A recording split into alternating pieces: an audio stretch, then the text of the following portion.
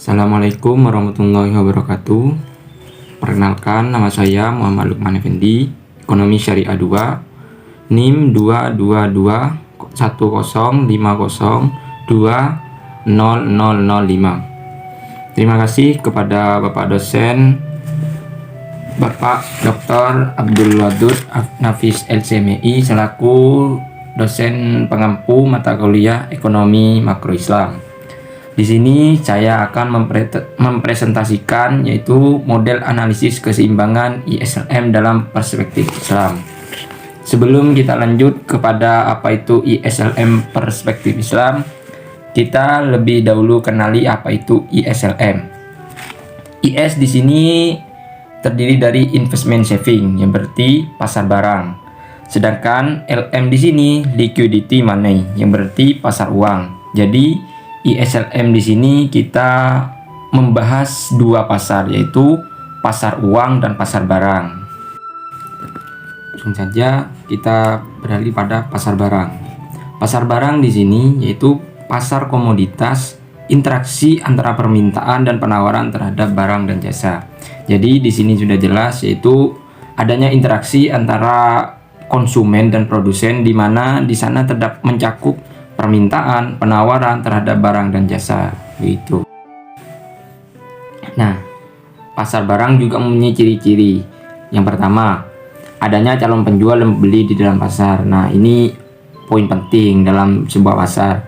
Terus, yang kedua, adanya suatu barang jasa yang hendak diperjualbelikan di dalam pasar. Nah, ini juga penting karena barang adalah objek utama dalam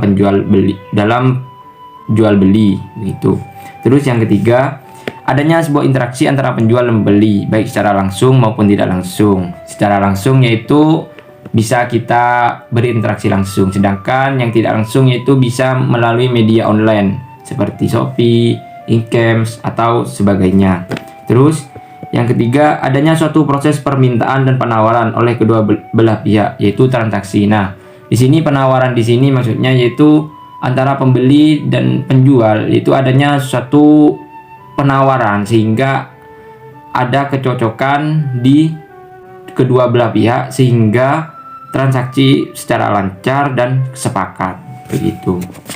Ada macam-macam pasar barang. Nah, macam-macam pasar barang di sini kita membagi menjadi dua bagian. Yang pertama, pasar barang atau nyata, itu kita sebut real.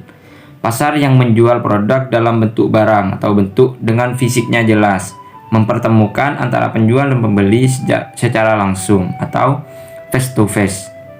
Ada tawar-menawar, ada barang, ada transaksi dan terjadinya penyerahan barang secara langsung. Nah, pasar real di sini bisa sebut kita pasar nyata atau bentuk suatu barang itu nyata, tidak berbentuk gambar atau hanya berbentuk penawaran. Terus yang kedua, pasar barang abstrak atau pasar yang menjual produk yang tidak terlihat, tidak secara fisik. Pasar ini mempertemukan penjual dan pembeli, di mana penjual hanya membawa contoh barang saja dalam penawaran melalui internet, surat kabar, telepon, atau Incams. Nah, di sini pasar abstrak ini kebalikan dari pasar real. Jadi cuma hanya menawarkan, misal kita mau membeli sepatu. Nah, di sana cuma penjual hanya menawarkan gambarnya saja, tidak membawa fisiknya. Jadi kita cuma melihat gambar itu, cuma diterangkan, lalu di sini fungsi pasar barang. Pertama, tempat atau sarana untuk memperoleh informasi tentang beberapa jenis barang yang diperdagangkan di pasar dunia. Nah, di sini konsumen bisa mengetahui informasi pasar tersebut. Nah, misal kita mau membeli tas. Tas itu kan kita masih belum tahu itu dari brand apa, jenis kainnya apa, dari mana. Nah, fungsi pasar barang di sini yaitu sarana untuk memperoleh informasi tentang beberapa jenis barang yang diperdagangkan. Nah, di sini adanya satu pasar barang, kita mengetahui brandnya itu apa, misal Nike atau apa dan semacamnya, jenis barangnya gimana, kualitasnya gimana. Nah, itu fungsi pasar barang, teman-teman. Terus yang kedua, tempat atau sarana untuk mengadakan transaksi berbagai barang yang berlaku di pasar dunia. Nah, di sini untuk transaksi antara produsen dan konsumen. Terus yang ketiga, tempat atau sarana untuk memantau dan mengatur perdagangan barang. Nah, di sini sudah tugas pemerintah, teman-teman, untuk mengatur atau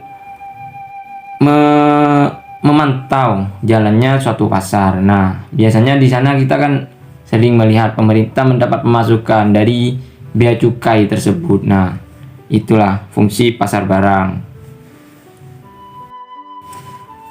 Lanjut kepada manfaat pasar barang.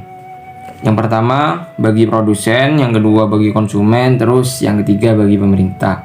Bagi produsen di sini pasar barang dapat mempermudah pemasaran atau penjualannya. Nah, produsen di sini dapat mempermudah mendistribusikan barangnya atau memperkenalkan kalau penjual ini mempunyai bahan seperti ini, brand ini atau semacamnya. Terus yang kedua bagi konsumen. Konsumen di sini pasar barang dapat mempermudah konsumen mendapatkan barang yang diinginkan dengan kualitas terjamin. Nah, di sini konsumen mudah mendapatkan suatu barang itu. Seperti yang dibahas tadi, memenuhi dapat mempermudah mendapatkan informasi tersebut, teman-teman.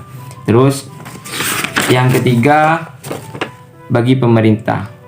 Pembentukan pasar barang dapat memberikan tambahan devisa.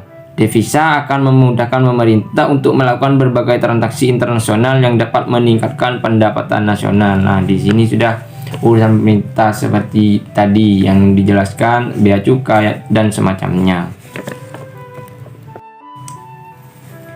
Nah, yang kedua di sini keseimbangan pasar barang. Di sini menjadi 3 bagian, teman-teman. Yang pertama, keseimbangan pasar barang dapat digambarkan dengan kurva IS atau investment saving tadi. Terus yang kedua, kurva IS menghubungkan antara pendapatan nasional atau Y dengan suku bunga I atau R, di mana syarat-syarat keseimbangan di pasar barang terpenuhi. Nah, yang ketiga, syarat keseimbangan di pasar barang I sama dengan S. Syarat ini dapat pula dipenuhi dengan Y sama dengan C plus I. Itu, teman-teman. Yang ketiga di sini pasar uang. Menurut peraturan Bank Indonesia nomor 18/11/PBI 2016, pasar uang adalah kegiatan perdagangan pinjam meminjam atau perdagangan berjangka pendek sampai dengan 1 tahun dalam mata uang rupiah dan valuta asing. Nah, instrumen pasar uang di sini meliputi instrumen yang diterbitkan dengan jangka waktu sampai dengan 1 tahun, seperti sertifikat deposito dan instrumen yang ditetapkan oleh Bank Indonesia, termasuk yang berdasarkan prinsip syariah, teman-teman. Apakah uang diperdagangkan? Nah, pasti kan ada timbul pertanyaan seperti itu. Di sini saya akan menjelaskan. Yang diperdagangkan yaitu uang dalam bentuk utang, seperti nasabah berutang kepada bank gitu, teman-teman, atau sebaliknya bank berutang kepada nasabah.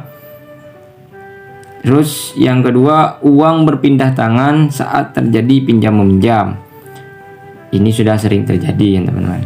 Yang ketiga, surat utang atau obligasi juga dipindah tangankan. Yang keempat, deposito juga adalah utang bank kepada nasabah. Nah, fungsi pasar uang mempermudah emiten memperoleh bantuan dana jangka pendek. Yang kedua, meningkatkan laju pembangunan negara. Yang ketiga, menghimpun dana masyarakat yang berlebih.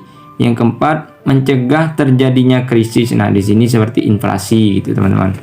Yang kelima, menyediakan opsi investasi low risk bagi investasi. Baik, yang kelima di sini keseimbangan pasar barang dan pasar uang atau ISLM. Pada keseimbangan pasar barang IS, kurva hubungan tingkat bunga atau R dengan pendapatan nasional Y memiliki gradien negatif. Bisa dilihat langsung pada gambar di sini, teman-teman, yaitu hubungan berbanding kebalik. Yang kedua, pada keseimbangan pasar uang (LM), kurva hubungan tingkat bunga dengan pendapatan nasional memiliki gradien positif, hubungan sebanding. Terus yang ketiga, keseimbangan pasar barang dan pasar uang (ISLM) adalah perpotongan kurva IS dan kurva LM dalam kondisi yang sama antara tingkat bunga dengan pendapatan nasional. Nah, yang ketujuh, keseimbangan pasar barang dan pasar uang dalam perspektif Islam. Jadi, tadi sudah dijelaskan di awal teman-teman, yaitu pengertian pasar uang dan pasar barang dalam konvensional. Nah, di sini kita masuk kepada dalam perspektif Islam. Bagaimana model ekonomi konvensional menunjukkan keseimbangan pasar barang IS dan keseimbangan pasar uang LM serta keseimbangan keduanya ISLM. Nah, bagaimana konsep keseimbangan pasar barang dan keseimbangan pasar uang di dalam ekonomi Islam? Nah, kita akan bahas selanjutnya. Di sini dalam ekonomi Islam, sistem bagi hasil mengganti sistem suku bunga. Itu menurut pandangan Islam. Terdapat 2 poin di sini teman-teman. Terdapat poin yang menjadi ciri dari pasar barang dan pasar uang dalam ekonomi konvensional, yaitu kehadiran instrumen suku bunga atau R yang menjadi penentu besar investasi di masyarakat. Hal ini tentu bertentangan dengan konsep ekonomi Islam yang mengharamkan suku bunga karena suku bunga merupakan riba. Jadi di dalam Islam itu mengharamkan atau meminimalisir terjadinya riba. Nah, karena kenapa? Di dalam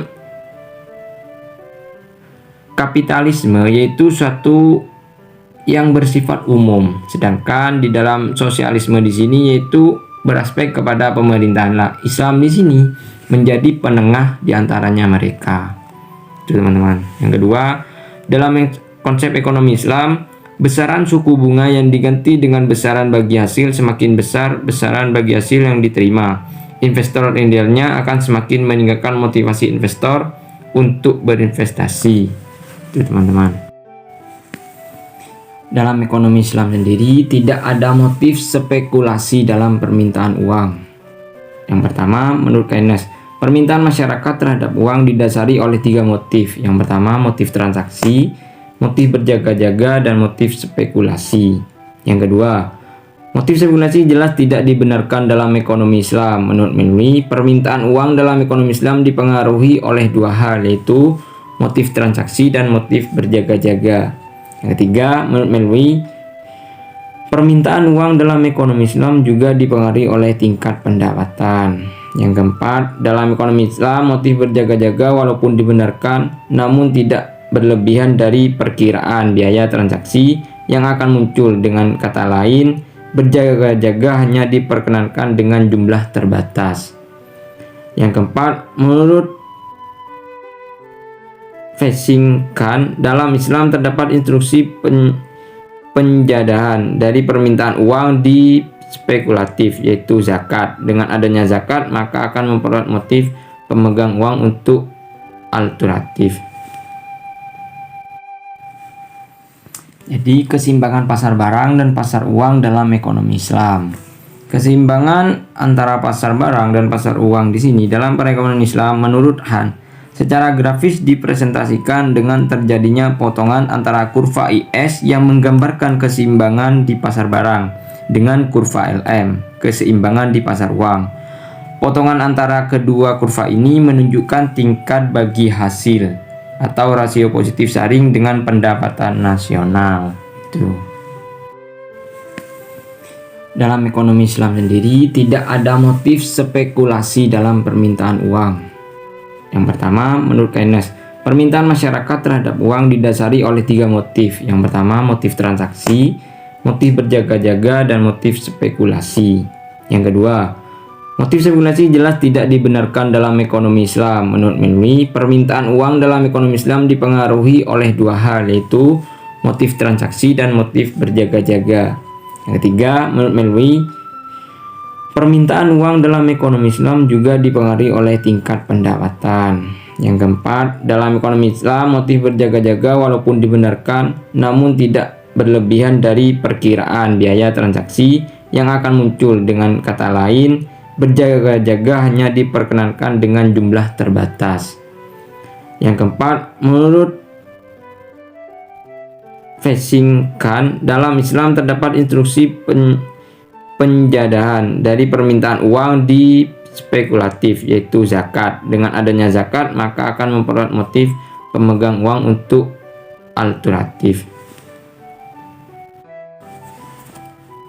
Cukup sekian yang bisa saya presentasikan pada kesempatan kali ini. In kana kalami hoto'an faminafsi wa in kana kalami sohihan faminallah. Akhirul kalam, assalamualaikum warahmatullahi wabarakatuh.